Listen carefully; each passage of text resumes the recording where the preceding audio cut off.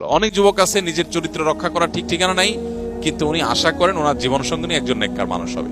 সারাদিন ইটিস পিটিস করবে, নানান অপকর্ম করে বেড়াবে, হারাম রিলেশন এবং মেয়েদের ছবি ভিডিও দেখে হারাম স্বাদ নিবে, আবার চিন্তা করবে, আশা করবে নিজের বউটা হবে একজন মহিলা মাদ্রাসার ভালো ছাত্রী।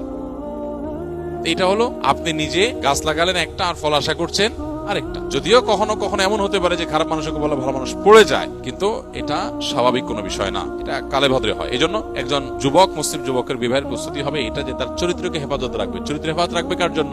নিজের বৈধ স্ত্রীর জন্য। দেখুন, যাদের মধ্যে দিন নাই, যাদের মধ্যে ইমান নাই, তারা অবৈধ রিলেশনে জড়ায়। অবৈধ রিলেশনে যে জড়ায়, এর সাথে বিয়ে হবে তার কোনো গ্যারান্টি আছে?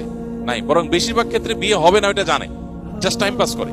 তাহলে তার যে ভালোবাসাটা, এটা স্ত্রীকে যখন ভালোবাসাটা নিবেদন করবে, আসলে প্রতারক, মিথ্যুক।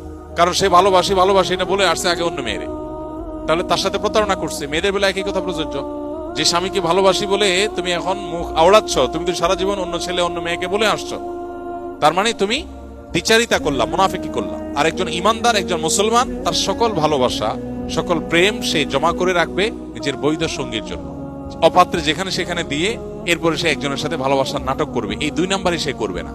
যুবকদের জন্য অনেক বেশি নফল রোজা, নফল আমল, নফল দান, সাদাকা, এগুলো যতটা গুরুত্বপূর্ণ, এর চাইতে বহুগুণ বেশি গুরুত্বপূর্ণ হলো শুধু একটা জিনিস, সেটা হলো চরিত্রে কালিমা লাগতে না দেওয়া, নিজের চরিত্রকে হেফাজত করা। অনেক জটিল, অনেক কঠিন একটা বিষয় আজকের বাস্তবতা। আপনি যদি সে কাজটা করেন, তাহলে ইনশাআল্লাহ আপনার বিবাহের সবচেয়ে বড় প্রস্তুতি হয়ে গেল।